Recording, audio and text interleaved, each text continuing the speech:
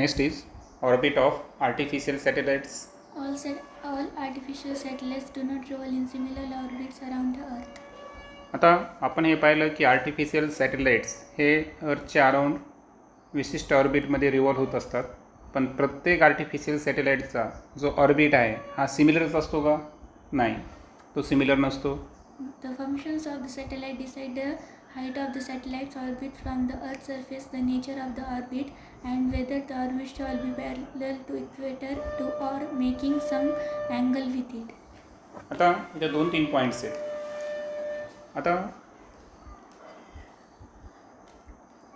अर्थच्या सरफेसपासून सॅटेलाईटच्या ऑर्बिटची height, okay, म्हणजे कोणत्या उंचीला satellite orbiting करेल तर ती हाईट ही कशावर डिपेंड असते? त्या सॅटेलाईटच्या पहिला आपण फंक्शनवर डिपेंड असते, म्हणजे त्याचं कार्य काय आहे, कारण आपण पुढे बघणारे सॅटेलाईटचे पण टाईप्स असतात डिफरंट टाईपचे. त्यानंतर दुसरं आहे नेचर ऑफ द ऑर्बिट, म्हणजे ऑर्बिटचं स्वरूप कसं आहे, म्हणजे तो सर्क्युलर म्हणजे गोलाकार फिरणार आहे का इलिप्टिकल. आणि त्यानंतर आहे जो ऑर्बिट आहे तो अर्थच्या इक्वेटरला पॅरलल आहे का तो अर्थच्या इक्वेटरसोबत काही अँगल तयार करतो. तर अशा 3 केसेसवर डिपेंड आहे की अर्थच्या सरफेसपासून सॅटेलाईटच्या ऑर्बिटची हाईट किती असेल. ओके सर, पुन्हा एकदा सांगतो मी की अर्थच्या सरफेसपासून सॅटेलाईटचं जे ऑर्बिट आहे, कक्षा आहे, तर तिची उंची ही त्या सॅटेलाईटच्या फंक्शन, त्यानंतर त्याचं nature either circular or elliptical, आणि इक्वेटर संदर्भात तो पॅरलल आहे का त्याच्यासोबत अँगल तयार करतो. तर या सर्व बाबीचा विचार करून ती हाईट डिसाईड केली जाते. To put the satellite in its proper orbit at specific height above the Earth's surface, the satellite is taken to that height using a satellite launcher. मग आता स्पेसिफिक हाईटला सॅटेलाईटला प्रॉपर ऑर्बिटमध्ये पोहोचण्यासाठी कशाची मदत घेतली जाते? तर डेफिनेटली त्या ठिकाणी काय प्रेझेंट असतात? Satellite launcher. ओके, आणि सॅटेलाईट लॉन्चरच्या साहाय्यानं प्रॉपर ऑर्बिटमध्ये स्पेसिफिक हाईटला सॅटेलाईटला काय केलं जातं? लॉन्च केलं जातं. Then the satellite is given a specific velocity known as the critical velocity in a tangential direction to the orbit. आणि आता एक लक्षात ठेवायचं आहे की सॅटेलाईट कंटिन्युअसली अर्थच्या ऑर्बिटमध्ये विशिष्ट कक्षेमध्ये फिरणार आहे. मग त्या विशिष्ट कक्षेमध्ये फिरण्यासाठी म्हणजे त्याच्यापेक्षा जास्त नको, त्याच्यापेक्षा कमी नको, एक प्रॉपर ऑर्बिटिंग व्हेलॉसिटी त्याला प्रोव्हाइड करावी लागते. आणि त्या ऑर्बिटिंग व्हेलॉसिटीला काय म्हणायचं? Critical velocity. मग क्रिटिकल व्हेलॉसिटी एक अशी व्हेलॉसिटी आहे की ज्या व्हेलॉसिटीमुळं जे सॅटेलाईट्स आहे हे अर्थच्या पासून विशिष्ट हाईटला स्पेसिफिक ऑर्बिटमध्ये है ना, हे काय करत असतात? रिव्हॉल्व करत असतात. सो सॅटेलाईट जे आहे ना, तर त्यांना आपण एक स्पेसिफिक व्हेलॉसिटी अर्थातच क्रिटिकल व्हेलॉसिटी ही ऑर्बिटच्या टँजेंटियल डायरेक्शनमध्ये प्रोव्हाइड करत असतो. The satellite then starts revolving around the Earth. आणि इथं न्यूटनचा कोणता नियम लागू होईल? फर्स्ट लॉ काय सांगतो आपल्या न्यूटनचा? की स्टेशनरी ऑब्जेक्ट हा कायम स्टेशनरी असेल आणि मूव्हिंग ऑब्जेक्ट हा कायम मूव्हिंग असेल जोपर्यंत त्याच्यावर एक्सटर्नल अनबॅलन्स फोर्स ॲक्ट करत नाही. आता इथं काय व्हायलं की क्रिटिकल व्हेलॉसिटी प्रोव्हाइड केल्या गेल्यामुळं जे सॅटेलाईट्स आहे ना हे कायम नंतर त्यांना एनर्जी प्रोव्हाइड करण्याची गरज आहे का? नाही. सो सॅटेलाईट जे आहेत हे स्टार्ट होतात revolving around the earth. The formula for the velocity can be derived as below. आणि क्रिटिकल व्हेलॉसिटीसाठी फॉर्म्युला काय असेल तर तो आपण पुढे डिस्कस करणार आहोत. If a satellite of mass m is revolving around the Earth in an orbit of height h with speed v, then as seen in the chapter on gravitation, a centripetal force mv square upon r will act on it. आता हे वाक्य तुम्हाला आत्ताच नाही तर 11-12ला सुद्धा वारंवार येणार आहे की एखादा ऑब्जेक्ट सर्क्युलर मोशनमध्ये फिरण्यासाठी त्यासाठी नेसेसरी सेंट्रिपिटल फोर्सची काय असते? आवश्यकता असते. आणि सेंट्रिपिटल फोर्सचे आपण 3 फॉर्म्युले पाहिले होते. पैकी एक फॉर्म्युला होता mv² अपॉन r. आता कॅपिटल एम आणि कॅपिटल आर तर आपण कोणाला डिनोट करतो? अर्थचं मास आणि radius. So that's why satellites हा आपल्यासाठी ऑब्जेक्ट आहे आणि ऑब्जेक्टचा मास काय आहे? एम. आता तो अर्थच्या अराउंड एक विशिष्ट ऑर्बिटमध्ये रिव्हॉल्व व्हायला ती हाईट काय आहे एच. त्याला आपण काय म्हणलो होतो रेडियस ऑफ ऑर्बिट.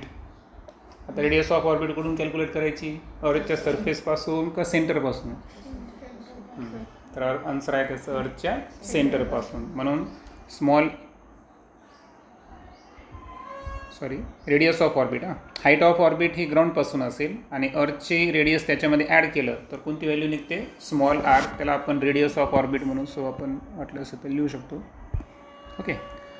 सो लक्षात ठेवायचं की स्मॉल आर ज्याला आपण रेडियस ऑफ ऑर्बिट म्हणलो तर त्याला आपण अर्थची रेडियस म्हणजे सेंटरपासून तर अर्थच्या पृष्ठभागापर्यंतचं अंतर आणि इथून त्या सॅटेलाईटची हाईट ऑर्बिटची हाईट काय असेल H.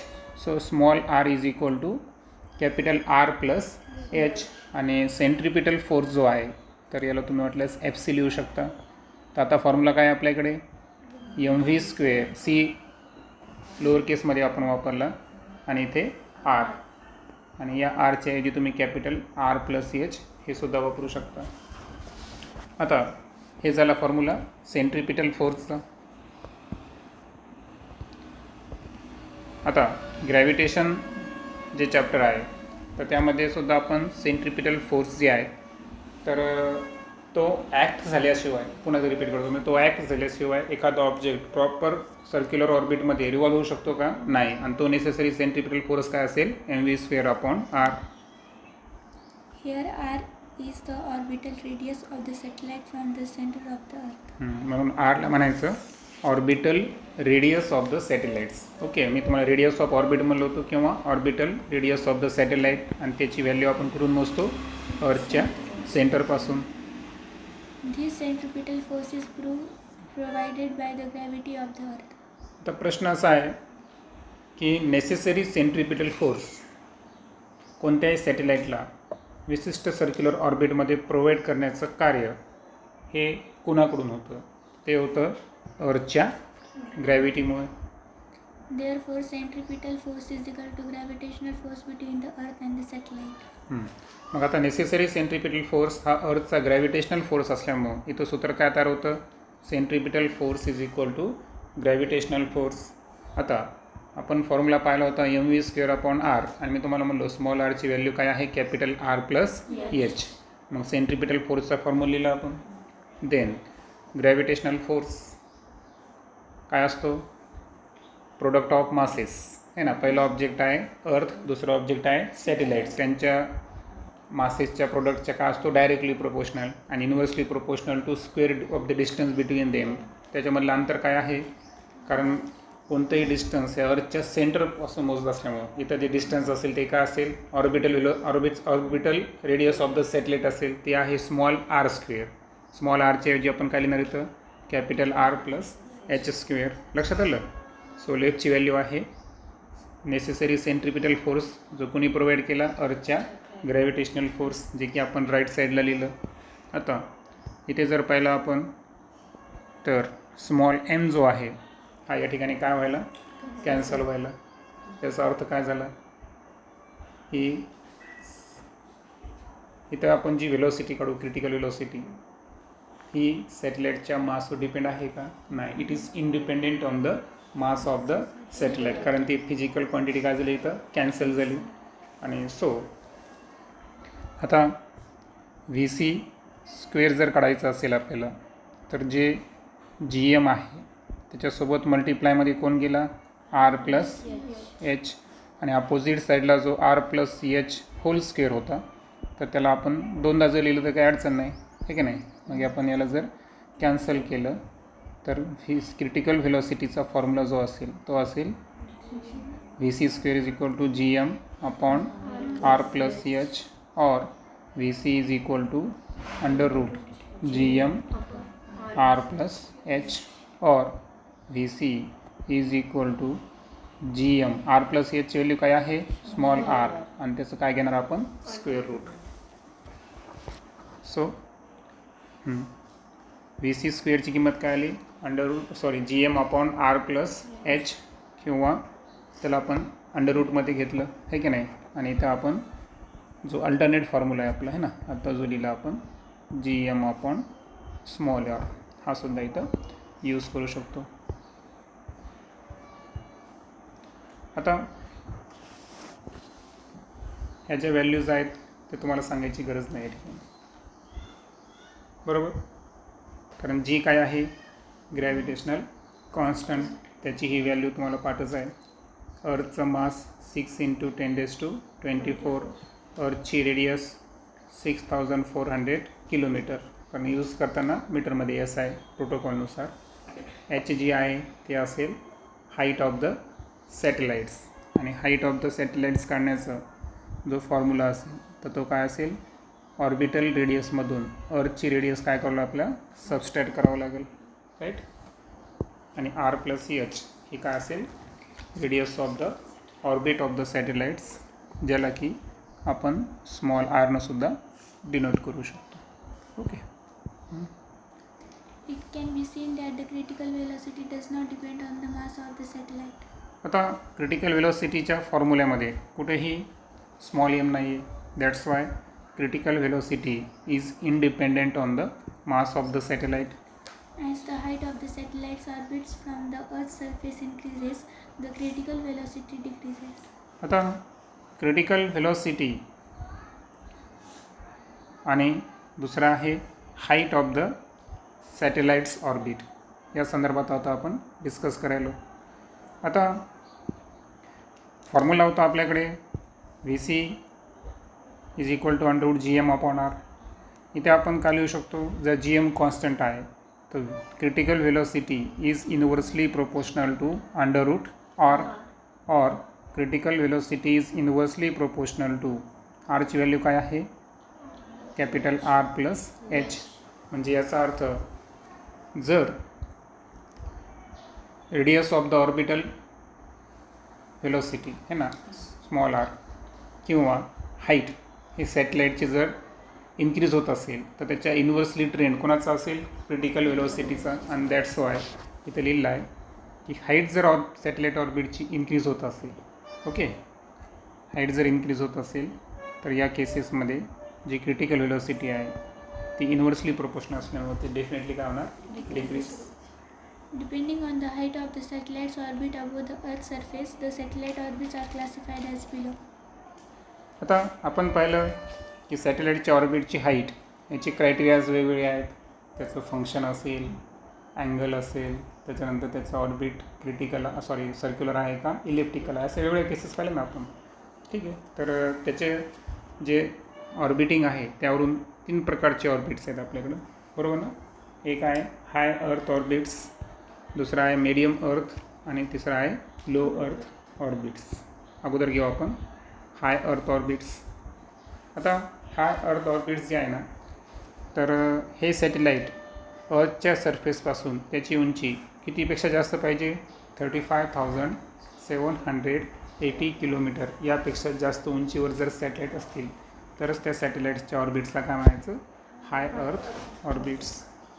If the height of the satellite's orbit above the Earth's surface is greater than or equal to 35,780 km, the orbit is called high Earth orbit. म्हणजे 35,780 किलोमीटर एवढी किंवा त्याच्यापेक्षा जास्त हाईट पाहिजे. As we will see in the next solved example, a satellite revolving in an orbit 35,780 km above the Earth's surface will take around 24 hours to complete one revolution. आता हाय अर्थ ऑर्बिटच्या सॅटेलाईटचं एक वैशिष्ट्य आहे की अर्थचा सेल्फ रोटेशन ड्युरेशन किती आहे, 24 hours. आणि ते सॅटेलाईटसुद्धा जे आहे त्यांचं पण ड्युरेशन किती आहे, 24 आवर्सच आहे. म्हणून ते कायम एका जागी असल्यासारखं आपल्याला काय होतं, फील होतं. आणि दॅट्स वाय लक्षात ठेवायचं की सॅटेलाईट्स जर 35,780 किलोमीटर अबोव जर हाईटवर असतील तर वन रिव्होल्युशन कंप्लीट करण्यासाठी जो कालावधी लागेल तो अर्थचा सेल्फ रोटेशन टाईम आहे, तो किती आहे, 24 hours. We know that the Earth also takes almost 24 hours for one revolution. Okay. If the satellite is revolving in an orbit parallel to the equator, the time of revolution for the Earth around itself and that for the satellite to revolve around the Earth begin the same. The satellite will appear to be stationary with respect to the Earth. आत्ता सांगितलं तुम्हाला की satellites जे revolve करायले ऑर्बिटमध्ये हे अर्थच्या इक्वेटरला जर काय असतील पॅरलल असतील, दोन केसेस पाहिल्या आपण. पॅरलल असेल आणि ऑर्बिटसोबत विशिष्ट अँगल करत असेल, तर पहिली केस जर पॅरलल असेल तर अशा वेळेस टाईम ऑफ रिव्होल्युशन अर्थचा आणि सॅटेलाईटचा कसा येतो, सेम असतो. आणि त्याच्यामुळं सॅटेलाईट असं वाटतं फिरतच नाही, तो विथ रिस्पेक्ट टू अर्थ काय आहे, स्टेशनरी. कारण पहा, दोन मित्र जर काय म्हणलो मी सायकलिंग करत आहे, काय करत आहे, सायकलवर कंटिन्यूस सेम स्पीडनं सेम डायरेक्शनला चालले, तर ते दोन्ही अदर जणांसाठी कसे आहेत, मूविंग आहे, पण ते एकमेकांसाठी कसे आहेत, स्टेशनरी आहे. कारण with respect to each other. तसं अर्थचा आणि हाय अर्थ ऑर्बिट सॅटेलाईटचा टाईम ड्युरेशन कसा असला, सेम असल्यामुळं विथ रिस्पेक्ट टू अर्थचे स्पीड ते आपल्याला कसे दिसतील, stationery. For a passenger in one vehicle, another vehicle moving parallel to him with equal velocity appear to be stationary. Same example इथं दिलेलं आहे. This is what happens here also. याला relative velocity म्हणतात. काय म्हणतात याला, रिलेटिव्ह व्हेलॉसिटी. म्हणजे relative velocity त्या दोन person with respect to each other काय असेल, झिरो असेल. दॅट्स वाय ते दोन्ही स्टेशनरी फील करतात.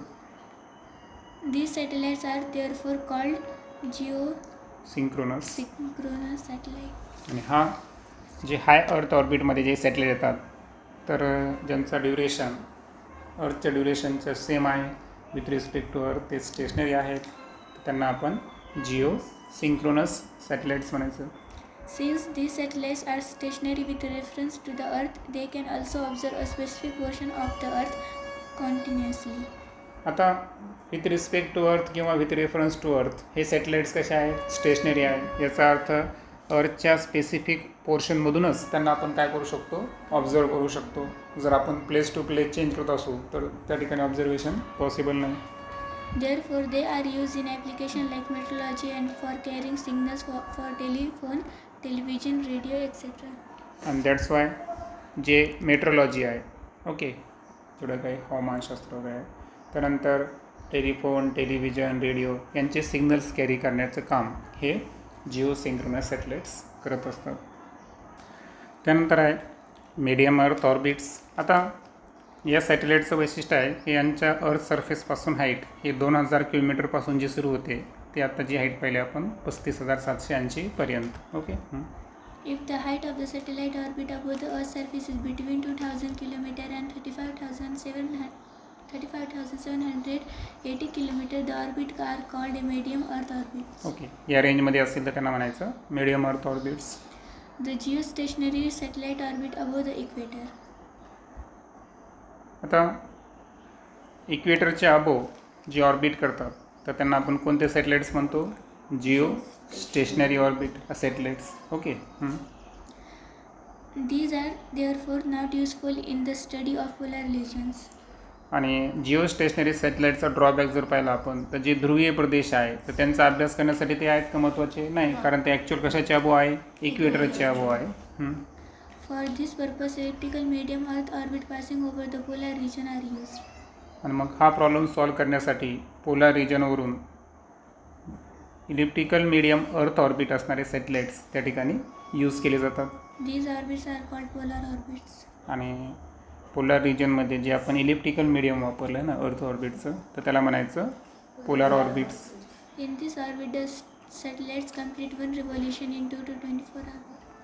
आणि पोलार ऑर्बिट्स जे सॅटेलाइट्स आहे तर त्यांचं वैशिष्ट्य आहे की एक रिव्होल्युशनसाठी त्यांना 2 पासून ते 24 तास असा वेगवेगळा कालावधी लागतो. Some of these satellites revolve in circular orbit at a height of around 20,200 km above the Earth's surface. आता मीडियम अर्थ ऑर्बिटमधले काही सॅटेलाइट्स असे आहेत की जे सर्क्युलर ऑर्बिटमध्ये रिव्हॉल्व करतात अर्थच्या, आणि त्यांची हाईट जर पाहिली आपण तर जवळपास किती असते, 20,200 kilometre अर्थच्या सरफेसपासून. Global positioning satellite revolves in such orbits. आणि जे GPS काल बोललो होतो आपण, एक नाही, ग्लोबल पोझिशनिंग सिस्टीम, GPS. मोबाईलमध्ये सिस्टीम आहे ती GPS, आणि त्याच्यावर काम करण्याचे सॅटेलाइट्स आहे ते आहे ग्लोबल पोझिशनिंग सॅटेलाइट्स. तर हे अशा प्रकारचे सॅटेलाइट्स आहे की जे अर्थपासून 20,200 किलोमीटरमध्ये आहेत आणि सर्क्युलर ऑर्बिटमध्ये ते रिव्हॉल्व करतात. फायनली पाहू आपण लो अर्थ ऑर्बिट्स ज्यांची हाईट अर्थच्या सरफेस पासून 180 किलोमीटरपासून तर ते 2000 किलोमीटरपर्यंत असू शकते. If the height of the satellite orbit above the Earth's surface is in between 180 km and 2000 km, the orbit are called low Earth orbits. आता सॅटेलाईट ऑर्बिटची अर्थच्या सरफेसपासून हाईट 180 ते 2000 किलोमीटरच्या दरम्यान असेल तर त्याला आपण लो अर्थ ऑर्बिट्स म्हणतो. The satellite used for scientific experiments and atmospheric studies revolves in low Earth orbits. जे वैज्ञानिक प्रयोग असतील सायंटिफिक एक्सपेरिमेंट आणि दुसरं आहे वातावरणाचा अभ्यास आणि ॲटमॉस्फेरिक स्टडी, तर यासाठी रिव्हॉल्व करणारे सॅटेलाइट्स हे कुठं असतात, लो अर्थ ऑर्बिट्समध्ये येतात. Depending on the height of their orbit, they complete one revolution in around 90 minutes. आणि त्यांचं वन रेव्होल्युशन कंप्लीट करण्याचा जो ड्युरेशन आहे तो किती आहे, 90 मिनिट्सच्या जवळपास. International Space Station and Hubble telescopes also revolve in low Earth orbits. आणि काल मी तुम्हाला सांगितलं होतं की सुनीता विल्यम्स सध्या कुठं थांबलेत, स्पेस स्टेशन. तर इंटरनॅशनल स्पेस स्टेशन आणि त्यानंतर जे जगातली सर्वात मोठी दुर्बीण म्हणतो आपण त्याला, कोणती, हबल टेलिस्कोप, तर हे सुद्धा रिव्हॉल्व करतात कशामध्ये, लो अर्थ ऑर्बिट्समध्ये. आता फिगरमध्ये जर पाहिलं आपण तर 35,780ला हाय अर्थ ऑर्बिट्स हे सॅटेलाइट्स काय करत असतात, रिव्हॉल्व करत असतात. नेसेसरी सेंट्रिपिटल फोर्स कोणी प्रोव्हाइड केला, अर्थच्या ग्रॅव्हिटेशन फोर्सनं. त्यानंतर जे मीडियम आहेत तर त्यामध्ये दोन पाहिले आपण, एक पोलार आणि दुसरं कोणतं पाहिलं होतं, इक्वेटर, बरोबर. तर इक्वेटरसाठी वेगळे आणि पोलारसाठी वेगळे. आणि फायनली आपण काय पाहिलं, लो अर्थ ऑर्बिट्स, की ज्याच्यामध्ये आपण हबल टेलिस्कोप आणि अजून काय पाहिलं, international space station. Do you know? A group of students from COEP, College of Engineering, Pune, made a small satellite and sent it to the space through ISRO in 2016. आता पुण्याच्या engineering college COEPचं ॲब्रिव्हिएशन, short ॲब्रिव्हिएशन आहे. तर तिथल्या स्टुडंट्सने काय केलं, एक छोटा satellite तयार केला आणि तो स्पेसमध्ये इस्रो, इंडियन स्पेस रिसर्च ऑर्गनायझेशनच्या सहाय्यानं 2016मध्ये त्याला लॉन्च केलं. The name of the satellite स्वयं. and its weight around 1 kg. तर 1 किलोग्रॅम वजन असणाऱ्या त्या सॅटेलाईटचं नाव त्यांनी काय ठेवलं, स्वयं. The main objective of the it is orbiting the Earth at a height of 515 km. मग कशामध्ये बरे 515 किलोमीटर म्हणजे लो अर्थ ऑर्बिटमध्ये 515 किलोमीटर हाईट आहे. The main objective of the satellite was to provide point-to-point messaging service using a special method. तर एक विशिष्ट पद्धतीच्या सहाय्यानं point two point messaging service provide करणारा तो एक सॅटेलाइट्स होता. त्यानंतर घेऊ आपण example number 1. Suppose the orbit of a satellite is exactly 35,780 km above the Earth's surface. Determine the tangential velocity of the satellite. आता एक्झॅक्ट कुठं आहे तो, 35,780 किलोमीटर सॅटेलाइट्स आहे अर्थच्या सरफेसपासून, आणि त्याची आपल्याला टँजेंटियल वेलोसिटी म्हणजेच काय असेल, क्रिटिकल वेलोसिटी, ती आपल्याला डिटरमाइन करायची आहे. आता फॉर्म्युला त्यांनी डायरेक्ट √r+h वापरला डिनोमिनेटरमध्ये. आपण इथं स्मॉल r जी आहे त्यांची बेरीज करून पण इथं जसं की इथं व्हॅल्यू काढली होती तिने दोघांची, आहे की नाही. तर ही व्हॅल्यू पण आपण इथं वापरू शकतो, अदरवाईज काही अडचण नाही. आता कॅल्क्युलेशनचा भाग काहीच नाही, फक्त सूत्रच महत्त्वाचं होतं, बरोबर आहे का. कारण G/m/r या व्हॅल्यू तर कॉन्स्टंट आहे, बरोबर आहे का. हाईट तर तुम्हाला दिली होती, त्यावरून तुम्ही रेडियस ऑफ ऑर्बिट है ना, किंवा orbital radius of the satellites काढली, बरोबर. आता फक्त एक लक्षात ठेवायचं की सर्व मेजरमेंट्स आपल्याला SI कन्वर्ट करणं आहे इसेन्शियल आहे. आयदर तुम्ही हा फॉर्म्युला वापरा किंवा डायरेक्ट तुम्ही स्मॉल आरची व्हॅल्यू काढून पण ही व्हॅल्यू पुटअप करू शकता. आन्सर किती आलं, 3.08 किलोमीटर पर सेकंड, म्हणजे मीटर पर सेकंडमध्ये दिलं आहे, 1000ने डिवाईड केलं की ते किलोमीटरमध्ये पण कन्वर्ट होईल. तर काल मी क्वेश्चन विचारलं बघा आमच्या स्टुडंटला की अशी कोणती फिजिकल क्वांटिटी आहे की जी MKS आणि CGS दोन्हीमध्ये आपण सेम वापरतो. म्हणजे ऑप्शन दिले होते 3-4, तर त्याच्यामध्ये टाईम पाहतो आहे ना, MKS आणि CGS त्या नावामध्ये सेकंड आहे, बरोबर आहे का. तो एक इंटरेस्टिंग क्वेश्चन होता, ठीक आहे. त्यानंतर In the previous example, how much time the satellite will take to complete one revolution around the Earth? आता वन रिव्होल्युशन कंप्लीट करण्यासाठी तर आपण कंडिशन पाहिली की तो तर विथ रिस्पेक्ट टू अर्थ कसा असतो, स्टेशनरी असतो. म्हणजे आपलं उत्तर किती यायला पाहिजे, 24 आवर्स यायला पाहिजे. ठीक आहे, अप्रॉक्सिमेटली आलेलं आहे. चला ठीक आहे, कॅल्क्युलेट करून पाहू. आता ओव्हरऑल जर पाहिलं आपण तर हाईट दिली आपल्या 35,780 आणि वेलॉसिटी आत्ताच आपण काढली अप्रॉक्सिमेटली 3.08 लास्ट पर्पजमध्ये. बरोबर. आता इथे इन्फॉर्मेशन दिली ती आपण सावकाश रीड करू. हां, Suppose the satellite take t seconds to complete one revolution around the Earth. आता एक फेरी पूर्ण करण्यासाठी लागणारा कालावधी किती धरला आपण, capital T. The distance traveled during this one revolution is equal to the circumference of the circular orbit. आता जेव्हा वस्तू एखादी गोलाकार फिरते, बरोबर आहे का, तर तिचं एक फेरी म्हणजे ते डिस्टन्स असतं. म्हणजे अशा वेळेस एक फेरी पूर्ण करताना जे डिस्टन्स ट्रॅव्हल व्हायला ते त्या सर्कलचा काय घेणार तुम्ही, सर्क्युमफरन्स म्हणजे परिघ घेणार. If small r is the radius of the orbit, the satellite will travel a distance 2 pi r during one revolution. आता ऑर्बिटची रेडियस काय घ्यालो आपण, स्मॉल आर. दॅट्स वाय सर्क्युमफरन्सचा फॉर्म्युला माहीत तुम्हाला काय असतो, 2 पाय आर. म्हणजे सर्क्युमफरन्स म्हणजेच काय, डिस्टन्स ट्रॅव्हल बाय सॅटेलाइट्स. त्याची व्हॅल्यू 2 पाय आर आली एक रिव्होल्युशनमध्ये. Thus, the time required for one complete revolution can be obtained as follows. आता आपल्याला माहीत आहे की velocity is distance per unit time. वेलॉसिटीची सोपी व्याख्या काय, distance per unit time. Distance travel काय आहे आपल्याकडे, circumference. Time as it is. सर्क्युमफरन्सचा फॉर्म्युला माहिती आहे आपल्याला 2 पाय आर. टाईम आहे कॅपिटल टी. आता काढायचं काय आपल्याला टाईम ड्युरेशन, तर व्ही टी आणि टी व्हीची जागा काय करेल, रिप्लेस करेल. दॅट्स वाय टीचा जो फॉर्म्युला असेल तर तो असेल 2 पाय आर अपॉन व्ही. बरोबर. आणि आता राहिला प्रश्न, स्मॉल आरची व्हॅल्यू काढली असेल तर तुम्ही डायरेक्ट काढू शकता. अदरवाईज त्या व्हॅल्यू पुटअप करून जेव्हा आपण पूर्ण टाईम ड्युरेशन काढला तर तो आला 23.89 आवर्स. आता फक्त इथे थोडंसं इंटरेस्टिंग आहे पहा, याला तुम्ही 23 तास आणि 89 मिनटं म्हणू शकता का, नाही म्हणू शकत ना. कारण एक 23.89 जे आलं समजा त्याला आपण 23 तास आणि 89 मिनटं म्हणू शकतो का, नाही म्हणू शकत. कारण जास्तीत जास्त किती मिनटं, 60 मिनटाचा 1 तास असतो. बरोबर आहे का. मग आता तुम्हाला काय करू येतं, मॅथमॅटिकल कॅल्क्युलेशन वापरावं लागतील. बरोबर. म्हणजे कोणते वापरणार तुम्ही, 89ला 100 तर 60ला किती, मग ते किती येतील 54. दॅट्स वाय तो टाईम ड्युरेशन किती असेल 23 आवर्स 54 मिनिट्स.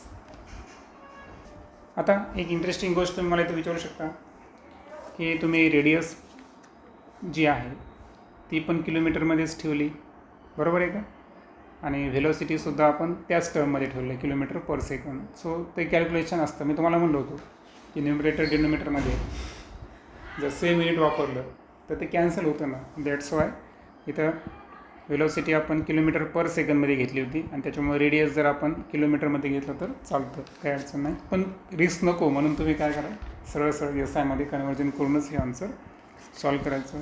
नेक्स्ट पाहू आपण satellites, launch vehicles and the first point is, नाही जाऊ द्या उद्या पाहू.